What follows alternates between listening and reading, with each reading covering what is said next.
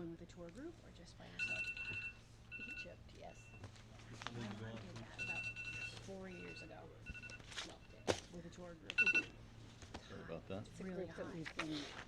Okay, if we're ready, we can get started. Really fun. Good evening and welcome to the Brookfield Zoning Commission regular meeting. Tonight is September 28th, 2023.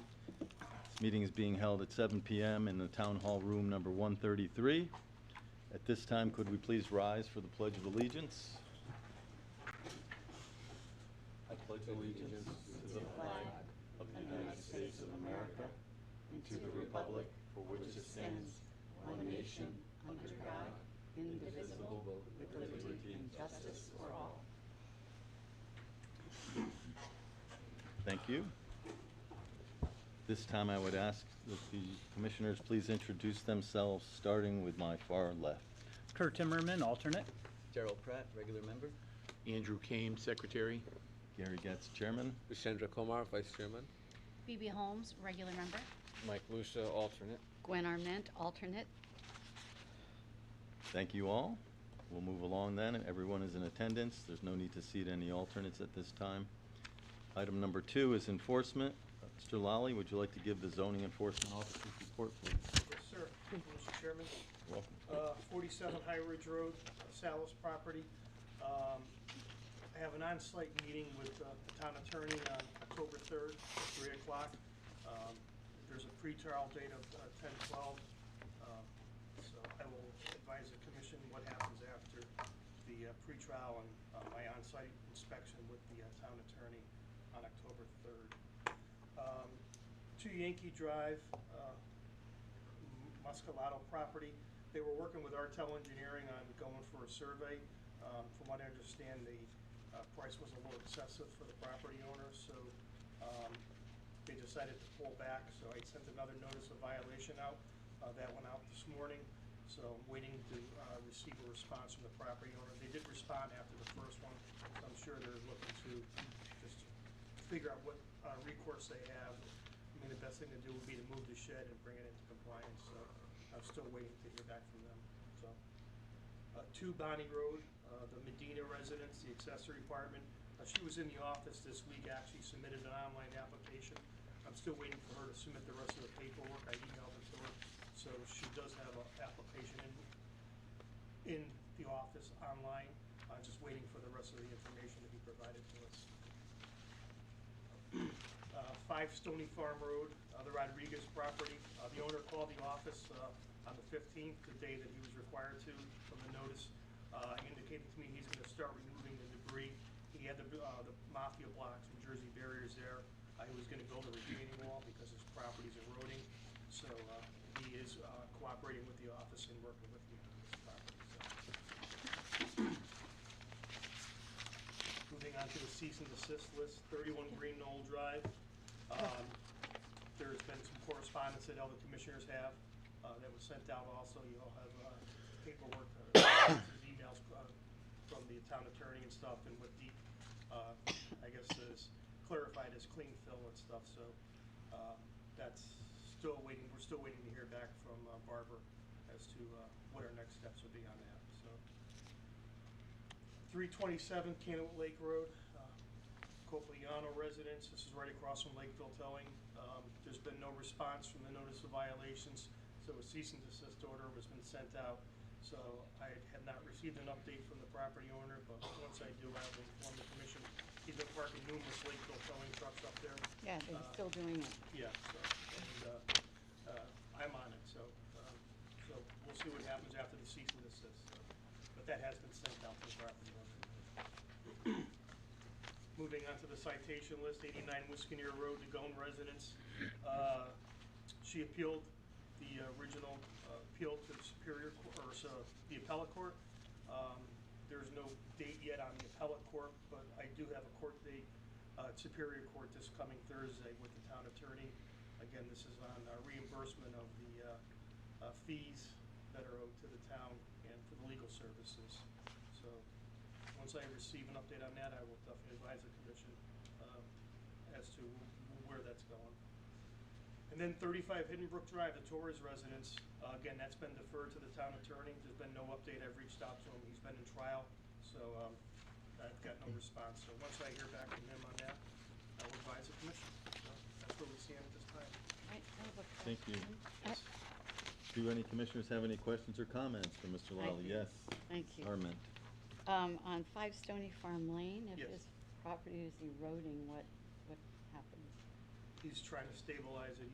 That's why he's got the Jersey barriers there to try to build it up and backfill to keep the property from washing away out. So what does he have to do with the, He's gonna With use his the blocks. stones, He's okay. gonna use those blocks to build like a retaining wall, so he's gonna wall to so support he just everything. needs permission? for That's, that? yeah, that's all. He's got the notice. He's in the process of doing it all, so. yes. Thank you. You're welcome. Thank you. Mr. Kane? I just had a similar question on the same property. There's no wetlands issues there, are there? No, no. Okay, thank you. Anyone else? Director Balkowski, is there anything you would like to add at this time? Okay. Well, if everyone's satisfied, then we'll move along. Next item, number 3, review correspondence. We have in our packet notice of application for a text amendment from the town of Newtown. I don't know if anyone has anything to say relative to that. Hearing nothing, we will move on. The next item is 5, review minutes of previous meeting. We have minutes here for September 14th, 2023. Is there any discussion? At this time, the chair is prepared to entertain a motion regarding the minutes. Mr. Chairman, if it pleases the commission, I'd like to move that the minutes be accepted as shown. Thank you, Mr. Kane. We have a motion for Mr. Kane. Do we have a second? Second. Mr. Komar has seconded the motion. Is there any discussion? No, hearing no discussion, all those in favor of the motion to accept these minutes, please signify by saying aye. Aye. Aye. Those opposed, nay. Are there any abstentions? Hearing none, the motion carries. The minutes are accepted. Next item on the agenda is number 5, continued public hearings. There are none at this time. Item number 6, public hearings. Likewise, there are none at this time. Next item, number 7, old business. A, 854 Federal Road Z-23-51.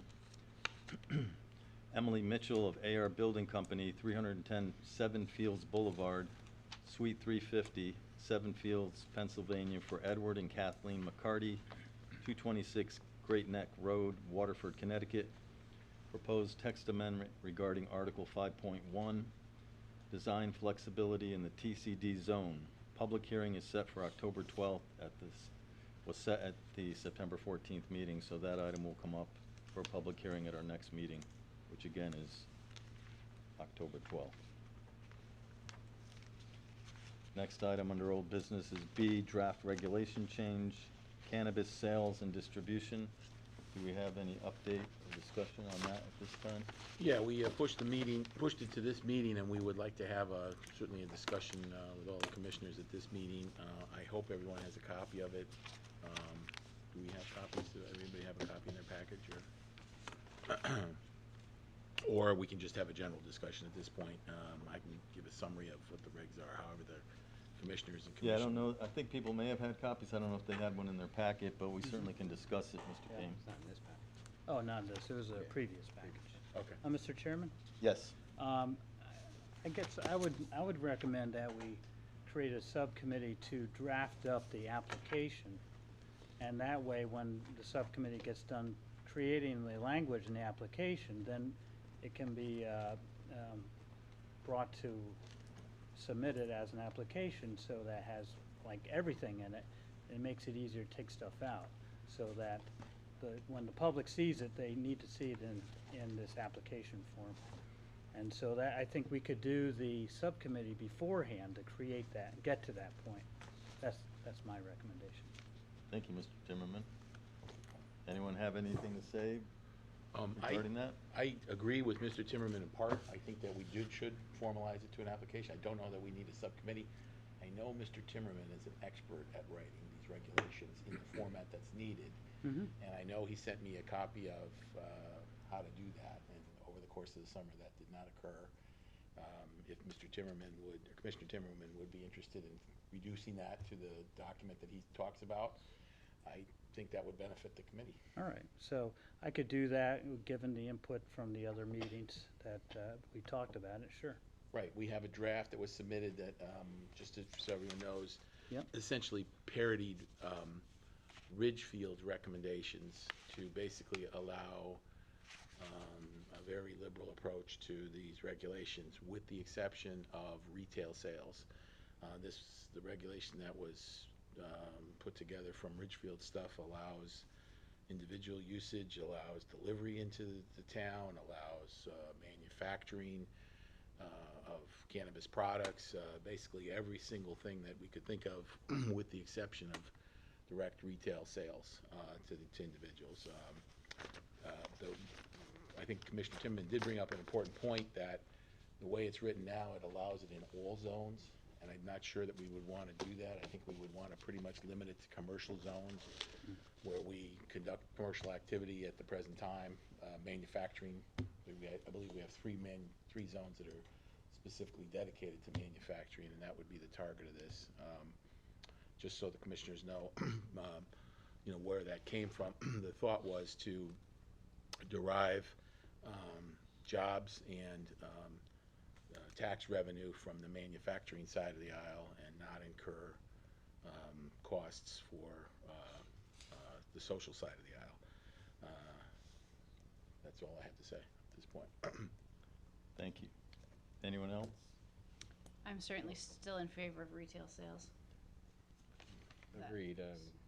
Well, how about Mr. Timmerman's suggestion? Is there someone would like to make a motion that we do that, and then we can move on and talk about, when it's in that final state, to talk about those little more particular points? Mr. Chairman, if it pleases the commission, I'd like to make a motion that Commissioner Timmerman reduce it to the existing draft to writing in the format that we normally approve regulations in, so that the commissioners can then take it and review it and pick it apart as they see fit, and add to it and subtract to it, since that would be the final Working draft. the working draft of what we would actually pass, and then we would edit that, based on our discussions. That seems the fairest and most logical way to proceed forward. Thank you, Mr. Kame. Mr. Kame's made a motion. Do we have a second to that motion? I'll second. Mr. Pratt seconded the motion. Is there any discussion about the motion? Are we gonna add? Well, I Retail can sales in? add retail sales, and then Okay. it's easier to take some, you can't, if you bring language to a public hearing, you can't add anything after the fact, but you can subtract things. Okay. And even if I add it now, we can discuss it and decide in the interim whether we want to add or subtract it afterwards. But I could add it all, and then it can be discussed with everything in it, and then remove stuff during discussions. Well, would you limit the manufacturing to the commercial zones? Yeah, like industrial, Okay. commercial. And In then fact, where- everything would be industrial, commercial, no Well, residential. where do we have the dispensaries now? Commercial. Okay, so then all would be. Oh, industrial, I'm sorry, it's an industrial. Okay, so then wherever we would do the manufacturing, we would also do distribution? Yeah. Okay. Kind of like what Danbury has. They just have it in Right. commercial zones. Right. I could see a benefit to that. I think the commission needs to vote on it one way or the other. Would it be possible for you to do two versions of that? One with, one without? I could, but then you can just strike stuff. I'll do it so it's easy All to right, well strike. then, if you could highlight the, The differences. yeah, Yeah. that would make sense. Yeah. Yeah, just as a comment, and I'm sorry if is it all right to make a public comment at this point, or just a comment for Certainly can under make a discussion? comment. I mean, we're discussing the motion, but Okay, having driven about, well, you know what, I'll hold that, I'll Okay. hold that. well, is everyone comfortable with the motion and the second? Is there any other discussion? What was the motion? It was, To make have it again? Kurt basically write up a draft that we will then That review, we'll and we do could re- add or reduce. subtract at that We time. can basically subtract, yeah. He would include retail in the same areas that we were gonna do commercial in. I'm comfortable with that. I am. All right, then, if there's no further discussion, All those in favor of the motion, please do signify by saying aye. Aye. Those opposed with nay. Are there anyone abstains? Motion carries. Thank you all. Next up, item number 8, new business. A, 126 North Lake Shore Drive, Z-23-53. John Porges of Camp Porges LLC, 188 East 78th Street, New York, New York, 10075. Flood plan development application for demolition of existing structure to construct a new 6-bedroom, 6,440 square foot house with an attached garage. Is the applicant here? Yes. Hello. Good evening. My name is Steve Sullivan from CC Engineers. I'm a professional engineer licensed in the state of Connecticut. Thank you. All right, so you're looking at a zoning location survey that was prepared by the surveyors, Florida Land Surveyors. And this is 126 North Lake Shore Drive. It's 0.443 acres with direct frontage on Canterwood Place.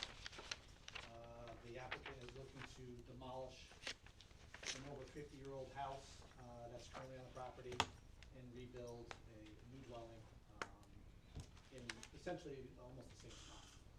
They're actually gonna, if you can see it, there's a red outline of the existing house, and the proposed house has the cross-hatched areas. And it's actually getting moved a little further away from the lake, and it will conform to the current zoning setbacks. So FEMA revised their mapping in 2010, and they show a 100-year flood line.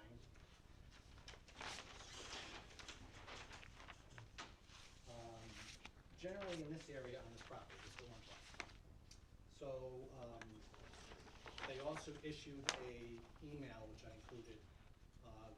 There's no flood study. They have an approximated base flood elevation here, and they've called it elevation 437.9. And that's in their North American vertical datum of 1988. That's what the datum is based on for the current flood. So that 437.9 equates to the top of the dam for Kennewill Lake, which is over by the north side of in the Milford. So what I've highlighted here, and I have the surveyor show, is where elevation 437.9 is, which is the yellow line. So there's no way possible for water to get up past 437.9. So as far as floodproofing of the dwelling, it would not be necessary because we're above. The lowest floor elevation of this structure is 440.5. So we're not below the base flood elevation. Also, in the floodplain regulations, there's a correspondent that I submitted with the application from the site engineer, who is not CCA, it's Ralph Gallagher, and he submitted a letter. So in reality is by taking out the existing dwelling, moving it further back, we're actually adding volumetric storage in this particular area. So we do comply with the necessary storage that's in the zoning regulations. So all that being said, this is the first time I ever had to do a floodplain permit for a property on the lake. In our opinion, I feel like FEMA did a disservice to the 5 towns and the people that live on the lake, because this line is just not realistic. You can't flood higher than the dam, and the line shows higher than the dam elevation. But that's going to take an act of government to change that. So the Lands Director gave us a choice. We could either go to FEMA to have it changed on an individual basis, or come to the zoning commission for a floodplain permit. In my opinion, this is a faster route to get to the ultimate goal here, which is to build, not tear down the existing house and build a new dwelling. And the site plan has been approved by the local wetlands commission here. Oh, okay. Thank you. So with that, answer, clarify anything. Any commissioners have any questions for this gentleman? Mr. Chairman, Yes, Ms. Norman, please. how many square feet is the existing house? 4,500 square feet? And CLMP, they go by the 440.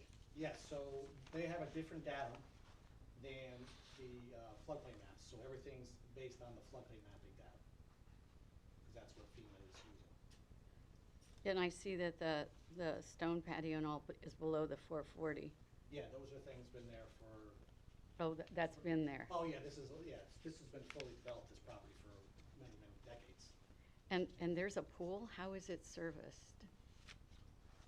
There's a Uh, pool? Yes, there's an existing pool, You're allowed to have a pool at the shores? yes. You are? Yeah. Wow. I'm at Pool's been there. CLC, and Our pool's been there since '76. how's it serviced? How do you get the water? Excuse me, sir, if you're going to speak, please come up to the podium and give us your name and address. So sorry. All right, John Porges, 126 North Lake Shore Drive, Brookfield, Connecticut. thank you. How do you get the water for the pool? Trucks. So when they brought trucks with that sell pool water, and they take a big pipe and they put it in. I see. While you were here, that was pre-existing? That's existing there already? Yes, it is, sir. Came with the property? Okay. Did not, property's been in the family for over 50 years. It was added in '76 and remodeled in about 3 years ago, Francis? 3 years ago. Yeah, and we went through the process then, and I know that you were out and inspected, and we met at the property at that time. Okay. Thank you. Any other commissioners? Mr. Timmerman? Yes, are the applicants aware of the short-term rental regs we have? I look at a 6-bedroom house and I have to think about that. You know, is it gonna be used for Airbnb sort of things or not? We're aware, and there's absolutely no inclination to do Okay. that. Yeah. Thank you. Thank you. Mr. Kane? Yeah, I had a question.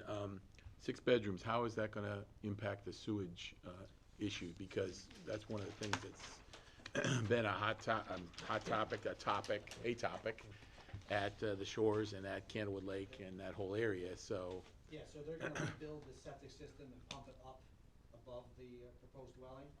Currently, the septics, this happens a lot. Septics we find are sometimes they're on First Light property because they're so old. So it's gonna be discontinued, and they're gonna put a new field up closer to North Lake Shore Drive. And that's size for a 6-bedroom home. And that would be available, the pump outs and everything would be accessible from the road? Well, you would just pull in the driveway and they take a pump line. Okay. They can pump out the tank. Okay.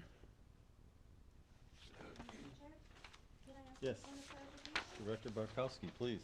So you're saying that you're abandoning the septic tank that's below the 440 line, or are you still planning to use So it? the septic tank is actually gonna use for the roof water. And we have First Light permission to use that? Because that's What? the only thing I didn't see. Because I know it's an existing tank, but Yes. it has a different use at this point. Yeah, so they'll have to go through So you'll- First Light for Okay. that. That's a separate That's- process from zoning. Absolutely, so. Thank you. Mr. Chair? Yes, Mr. Pratt? Just one question. Because it's below the flood line, what we're seeing, are they gonna be able to insure this, or are they gonna be self-insured? No, the house, what we do is, after the house is built, we'll do an elevation certificate application and give that to the insurance companies at FEMA. It's gonna show that it's above the base flood elevation, and they won't need flood. I have another question. Thank you. Ms. Zarmet? I see a lot of asphalt. Do you have enough room for a leach field in there? Yeah, are you looking, which map are you looking at? The one that I Look was at this given? map. The leach field's up.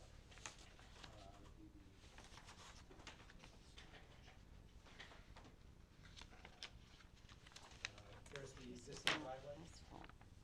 and right to the south of that is the leach field. Mr. Chairman, one more Here? question after you're done. Sure. I'm trying to see it on here.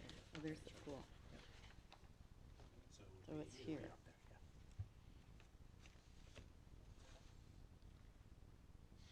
What, can Can I ask what's the height of the house?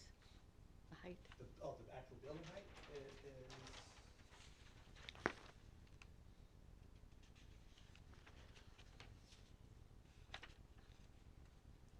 29.8 feet. Point two yonder. This close. Four people behind you. Thank you. Mr. Timmerman? The water source, is Candlewood Source have their own community water water. source? Community water source. Okay. So do you ever have to alter this line in the future? I mean, should you also alter it with FEMA? Are you just doing this now as a precursor to start building, getting our permission, and then you will Yeah, talk to those it's up guys to the and- applicant, but yeah, the applicant has the work on that? the choice to apply to FEMA, for the elevation certificate, and also do a letter of map revision. But again, and this is silly, my idea, you're just doing it for the one property. They should just change the whole thing, right? But you're gonna need the 5 towns and First Light and a bunch of other people to get it. I don't know why they do it, honestly. So are they aware of the error, or you'd have to start the process to I'm not sure, I to thought. get that rolling? So I can speak a little bit to this, of course, it's before my time. When FEMA did their changes, there was a letter that went out to all the residents notifying them of the changes and the revision to the floodplain maps. It wasn't the land use director, it was the economic development person who was in charge of floodplain at the time, did send a memo to FEMA notifying them of this. FEMA stayed true on their decision that it was changed, and that the only way to go about it was either the letter of map amendments and to go forward. That's what I discovered in my history in going through the floodplain. So, which is why I gave the two choices. Now, this is an interesting case because the structure was previously taken out of the floodplain. If originally it was done the first time for the entire property, you would never see this file. But unfortunately, it was confined to the structure. So, I'm following the regulations, in which is if it's development within the floodplain, technically it's still in the floodplain, even based off the elevation, I have to bring it to you. Thank you. I wanted to clarify. Mr. Lally or Director Barkowski, would you like to comment or anything further to add? No, I don't have anything. No further Oh, comments. Thank you. Ms. Armet? If you would, I don't understand the general conditions. Can somebody explain that? How does that work? There are a lot of general conditions to the permit. Are you looking at the wetlands permit? You must be looking at the wetlands permit. Is So that it? we're providing that because before they can go before the zoning commission, wetlands approval must be secured. So that's just to inform this commission of wetlands comments on this matter. And they did approve it, so. With all the conditions? Those are all their standard general Those are all the conditions of standard, wetlands. Okay.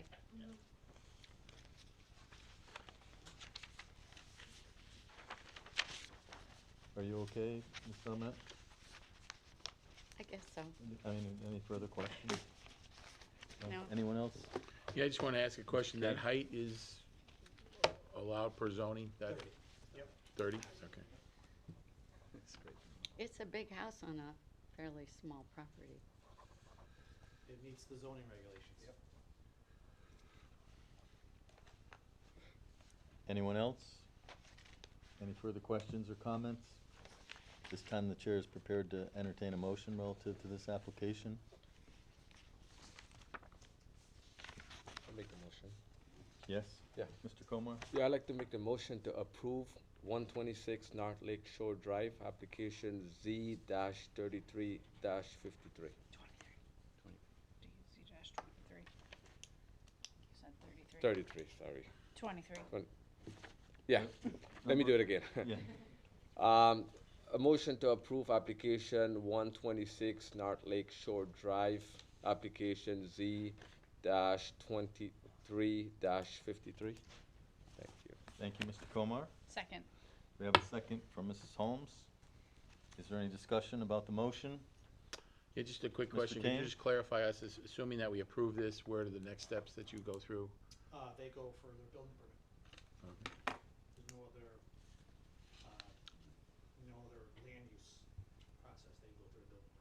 Okay, and how, we'll just, I'm sorry, I apologize, just, this is the first time I've ever seen something like this. Where does the FEMA component work into it? So,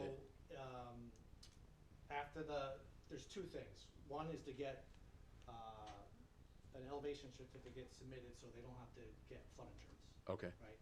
Then the applicant has a choice to file a letter of map revision, just to get the whole this whole property out of that floodplain. He doesn't have to do that, but he can do it if he wants to. That's not required. Thank you. Oh, I have one more question. Sure, Ms. Sarmet? Will there be more than one shed? Are there, no? Because it says sheds, and I see one shed. No? There's an existing shed over by the pool and an existing shed here. Oh, so there are two. Yeah, those are existing. I see.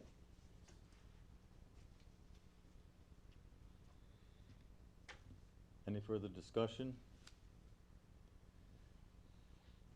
All those in favor of the motion to approve the application Z-23-53, please do signify by saying aye. Aye. Aye. All those opposed by nay? Are there any abstentions? There are none. The motion carries. The application's approved. Thank you very much. thank you all.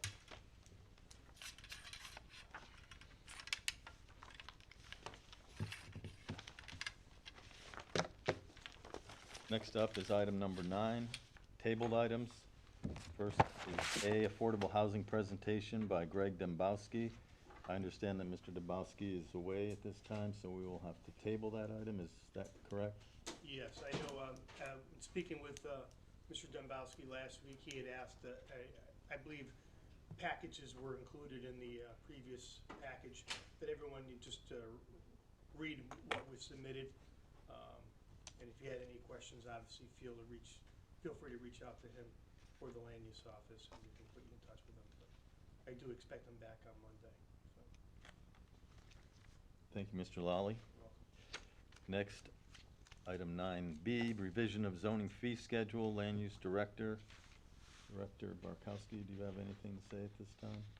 So last time, I think we left off, I had given certain samples and examples of different kind of fee schedules, and start discussion of where we wanted to go with this. And at this point in time, I know we were a little bit, some liked it one way, some people were discussing about the penny fee. There are certain things that I would like to bring up, though, that in some way, shape, or form, I would like addressed with this revision, just for the sake of clarity with the fee schedule.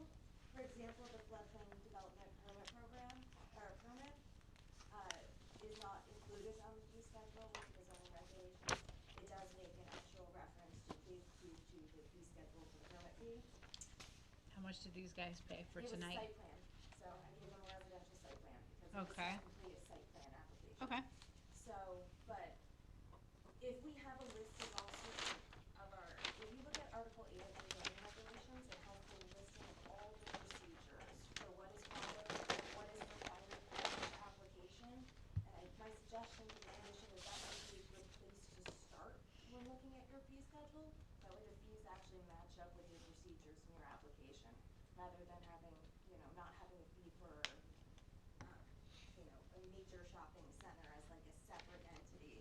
Let's kind of look at it from the perspective of each of the procedures. If there's an excavation permit, and that's what it's called, let's have a fee associated with the excavation permit.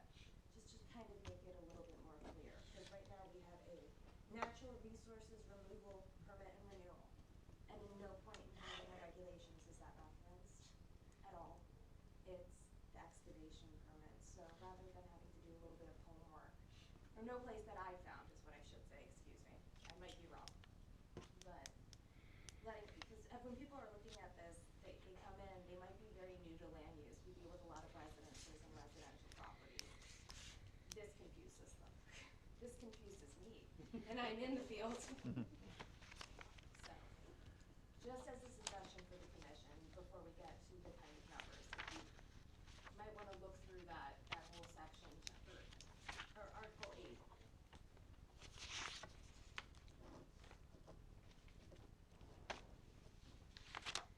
Really?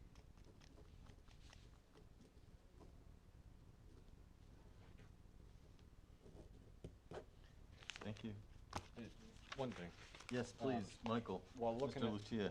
while looking at the different towns, and people are often wondering why the public hearing fees are so high. Looking at the Ridgefield ones, they kind of break it down, and it looks like part of it at least is for the notices to like the News Times or whatever. So you can't probably get rid of that part of it. So certain towns call it, they'll either call it a legal notice fee or a public hearing fee, and it's separate. Some places include and build in the legal notice fee into the application. So for example, a map amendment or a text change is automatically a public hearing. It's by statute, it has to be a public hearing. So rather than include a separate public hearing fee, we could just build it into the application fee itself. Everything is broken down to also the state fees. So the state gets $60 out of Yeah. most of these anyway, with the exception of like copies of the zoning map or something of that nature.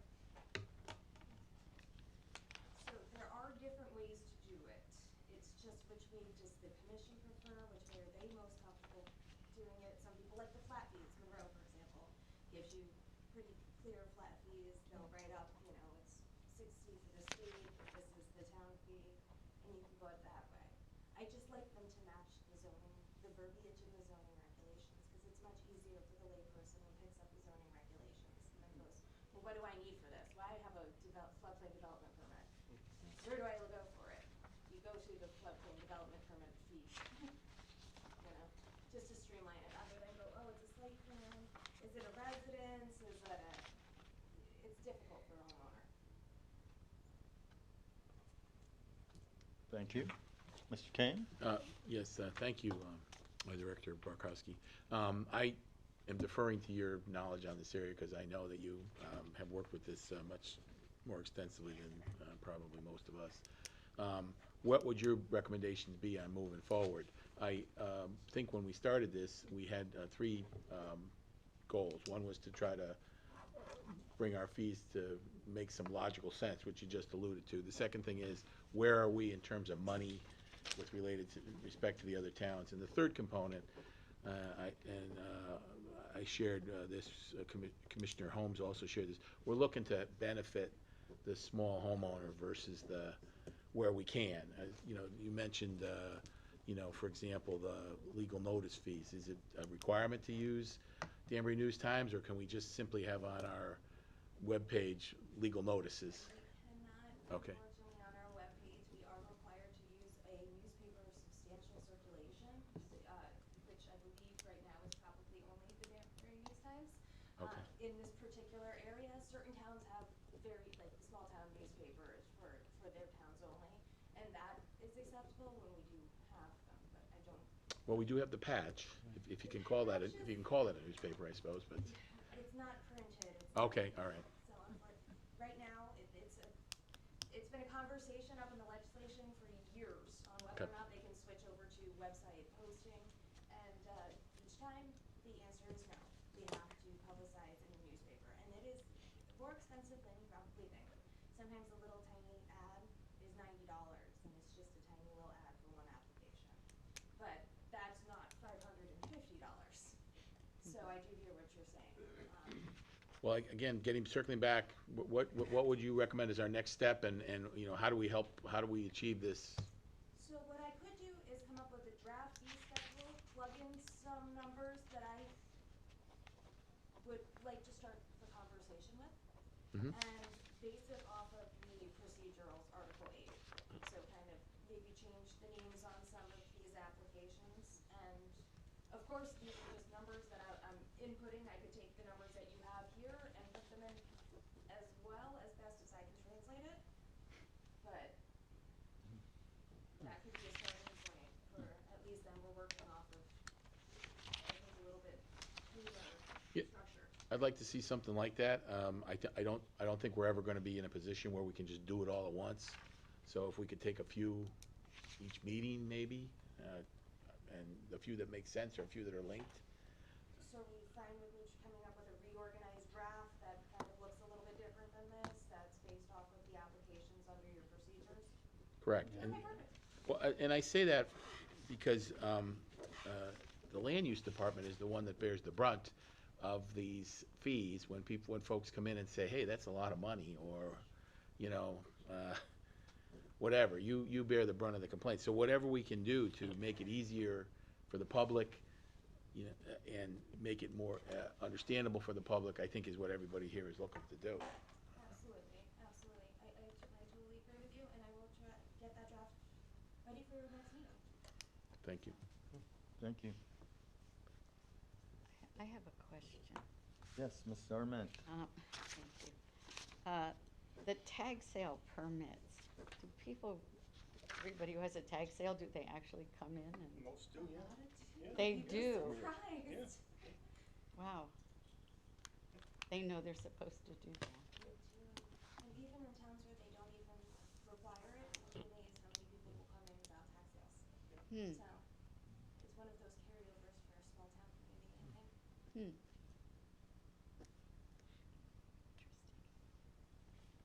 Thank you all. Anything further about the fee schedule at this time? It looks like we have a plan.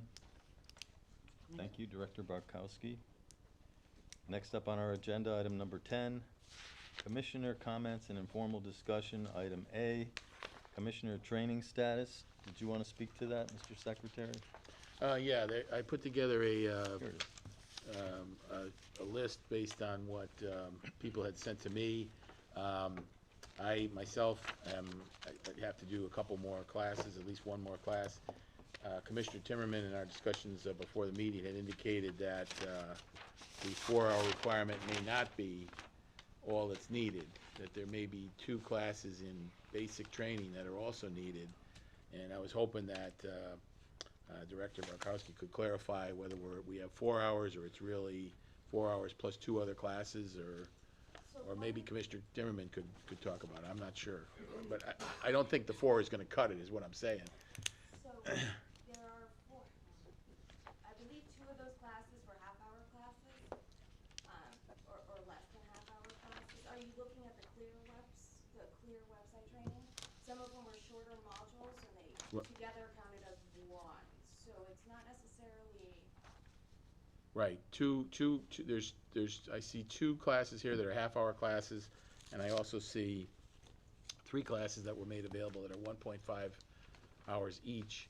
I think we were originally told it was a 4-hour requirement, but now I'm hearing that there is a basic training class that's also required, and that's what's causing the confusion.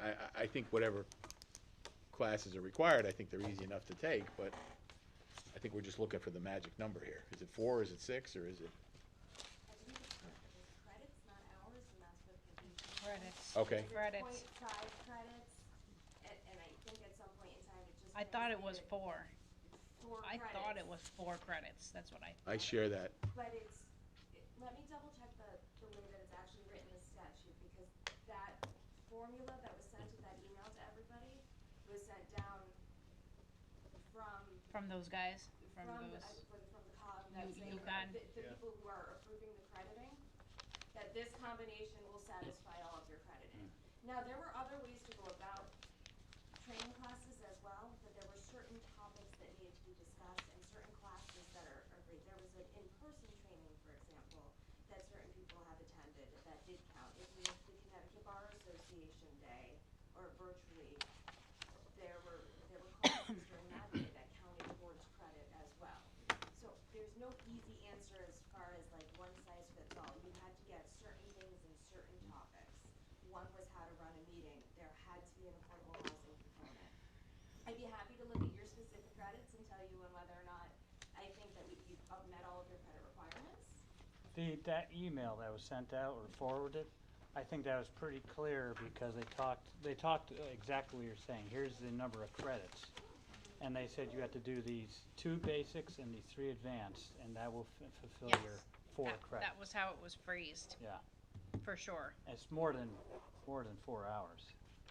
Who does that come from? Okay, so it's credits, okay. It's more than 4 hours, but I think it's 4 credits. Yeah. You know what I'm saying? Like, I think it's Right. more. Well, you've highlighted the confusion, thank you. Credits I versus. think they wrote it as credit hours too, just to make everything. That's nice. really Oh, there you go. bad. That's a compromise. Ooh. Thank you. Next up on the agenda is item number 11. We note that our next regular meeting is scheduled for October 12th, 2023. This time, the chair is prepared to entertain a motion to adjourn. Mr. Chairman, if it pleases the commission, I'd make a motion to adjourn. We have a motion to adjourn. Do we have a second? I had another question in question time. Okay, do we have a second? Pass that up, sorry. All right, Mr. Pratt has seconded the motion to adjourn. Is there any discussion? Mrs. Holmes? May I ask a question about, Deep? About this letter to Ms. Okay, Barkowski? sure. So, in the last meeting, we did discuss in, Commissioner informals, possibly getting another firm and the cost of testing. Did you do that? So I have not secured another firm because again, there's the problem with financing that. There is no money that I can just go. You didn't look into it though, or call around and say, how much will this cost to test this So for I us? ask you to look at the letter that Like the correspondence that I sent To the email? yes. Okay. Just to, because I don't think it's this commission's responsibility to pay for it. In all honesty, I think that falls on the applicant.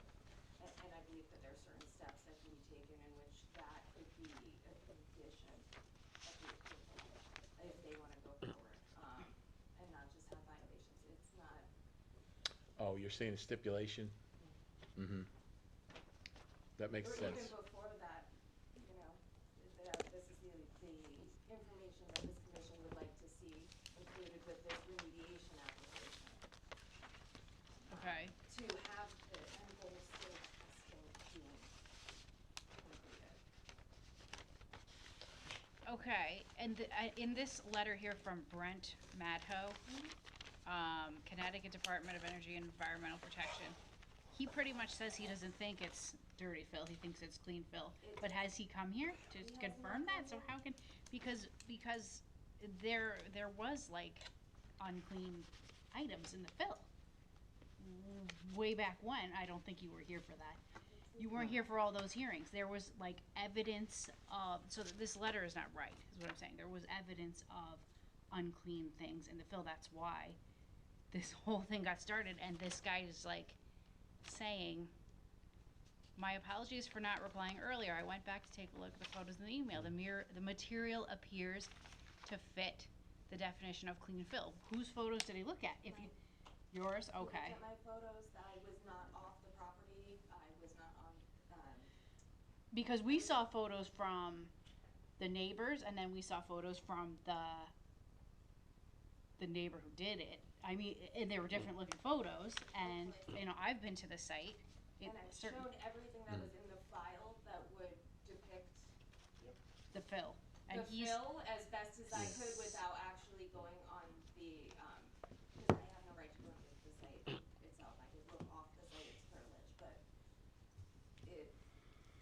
once I sent it to Deep, because I did tell you I was reaching out to Deep, I hounded them enough that I got a response oh, back. good, yeah, apparently. it looks like you just, it looked like you just got it. Thursday, just get it. September 21st, Correct, 2023, 5:10 PM. so, and when I got that as my explanation of what clean fill was, there was a little bit of confusion on whether or not asphalt counts, whether or not brick materials, what is the construction materials that they can use, what they can't. There's been conversations that and again, unfortunately, it's difficult when you're picking up, and I know it sounds like an excuse when you're picking up mid-enforcement tech, you know, but I can only use the pictures that I have in the file, the resources that were taken before. So he's not even gonna come out and he's looking to look at your photos and say, okay, that looks clean. That is, I mean, that seems like a cop-out, to be honest, like, really, like, I can't speak for, I I'm have just- no authority to tell Deep that they have to come. I right, reached but out as to a me, resource. and for all the time and energy this commission has put into this, the homeowner, everybody here, I feel that like a site visit by these guys is at least warranted. I mean, reading through this and looking that, oh, I see the photos, it appears to be clean, everything is fine. That just doesn't seem like a fair answer. It doesn't seem fair Well, for how all can that this you tell by commission just- has How can you tell by worked just a on. I mean, what do you guys think? No, I'm with after you. Well, reading this I- letter? Well, it does say if the resident sees material that is being filled, which would not be clean fill, they should promptly notify the town and local police, which can then relay information to the department. Well, that's kind of a pass the buck in my opinion. I do agree with Commissioner Holmes in that, the photos that we saw at one point appeared that someone knocked a building down, dumped it in a truck, and dumped it there. Yeah. Again, I'm not, I would not do this on my property. I couldn't even conceive of anybody doing something like that. However, I think DEEP at this point is essentially washing their hands of it, and I think we should explore having the property owner pay for the testing as part of whatever deal gets worked out. Certainly stuff has to be removed because it's above the limits, but I don't want to speak to it in depth at this because I know it's going back and forth and it's being negotiated. But I think the end result has to be that what got put in there is not going to harm the groundwater. That's where I think Commissioner Holmes and my concern is that, there was a groundwater issue here. Right, the aquifer was Yeah. our main concern. A lot of us have visited this site. A lot of us have seen the fill and thought, whoa, I mean, there's a problem here. This has been ongoing for a long time, over a year? Mhm. This answer just really, I don't know, it doesn't seem satisfactory. It just really seems, I don't know. I mean, with that I don't like it. rationale, you could have someone put toxic waste there and just put some nice topsoil on top, and judging from the picture, everything looks great. And deep will say, deal with it as your local level. Right. Is pretty much what the response I got. So I do agree with Commissioner Kame about DEEP washing their hands of this. Yeah. I don't think we should ask them for any more advice or any further information, help, direction. I mean, I think our town needs to do right by these property owners and. Well, it's also our aquifer. It's not just right there. Truly. It affects the town. Truly, this is a community problem, and just because these guys have said what they have said, I still think we should investigate and confirm what our commission believed was going on this whole time about the fill. So I believe based off of the amount of fill that was put there, it seems to me that it would have triggered an excavation permit to even kind of remove the fill, any kind of fill. I think at this Rochelle point. Hadza had a lot to say about that, like cubic feet and yes, Oh, absolutely. quantity. Anything over 100 cubic feet Right. automatically triggers an excavation or fill permit, depending on which way you're going, whether you're taking it, whether you're denying it. That's per calendar year. Per one of the letters, I think that was received from the commission. And it was addressed to you. From Attorney Marcus? Yes. Yep. Okay, that I believe that they were, and potential remediation plan, I'm Remediation. looking With into, I'm sorry. plantings, Mr. that's right, no, Chairman. yeah, no. Yeah, which the commission all received a copy of that I think email or they letter. reported, based off my memory, 154 cubic yards over the allowed, because you do allow 100. I have no idea what that means or what, I mean, Well, I just want to, again, I don't want to drag this out, but, those calculations seem to be kind of more estimates than calculations. I haven't seen any, detailed drawings that would indicate the volume that was actually put in as compared to what was there to begin with, property before, property after. That seems to me a little bit more than 154 cubic yards, but, that's what Miss Hadza had said Yeah. too. Just like a gross amount and of. based on the testimony that we've Of had fill. of the total amount of trucks that were coming in there, it's, it may be more than that. Do we have so. the company that brought it in? No. Also, the homeowner couldn't tell us when he was here how many trucks or how much cubic feet he did put in. So now all of a sudden he knows. But I Kinda think unusual. this is best for discussion when we have Yeah. the violation in front of you, to be perfectly honest. Because either which way, in order to do anything, it's going to require an excavation permit based off of your own regulations.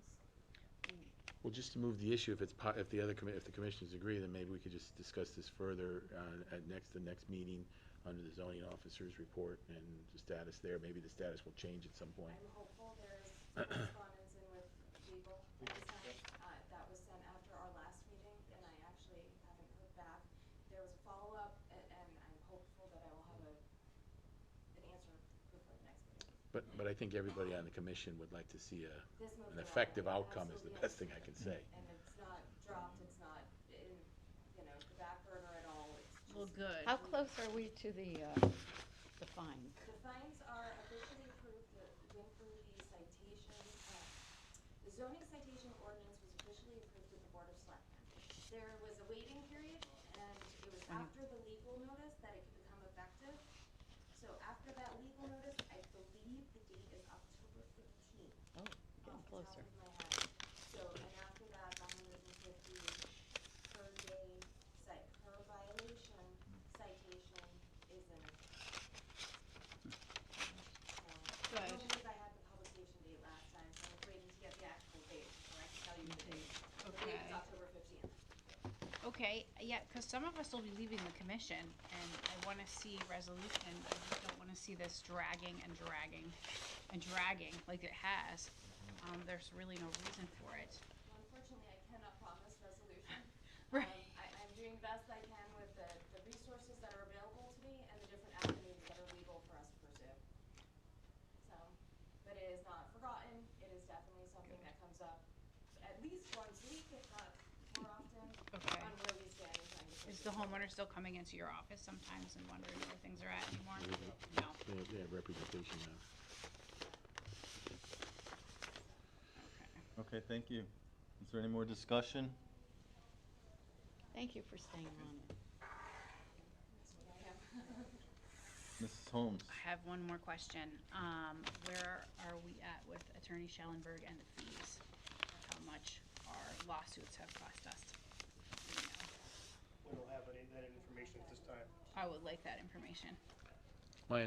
Just as an aside, my understanding is that the Board of Finance is also looking into that. That's not like something I can readily put forward at like the zoning commission. I would actually suggest if that's information, please submit an FOI request. because Okay. it's probably the easier way to get the information. Attorney Schellenberg said she would update the commission and that we would be emailed. She did?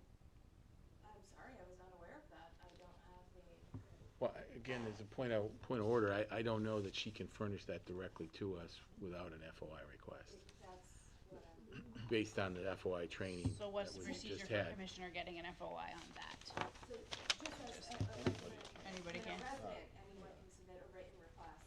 To have that. There's a form on There's the a form website. on the website. Okay, yeah, she did say she would provide in one of the meetings. She definitely did, in one of the closed executive session I wasn't at hearings. either of those meetings, so I do apologize, but I was not aware. So I cannot attend your executive sessions. Okay, thank you. Thank you all. Is there any discussion relative to the motion? Hearing no further discussion, all those in favor of adjournment, please signify by saying aye. Aye. Those opposed, nay. Are there any abstentions? Well, the meeting is adjourned.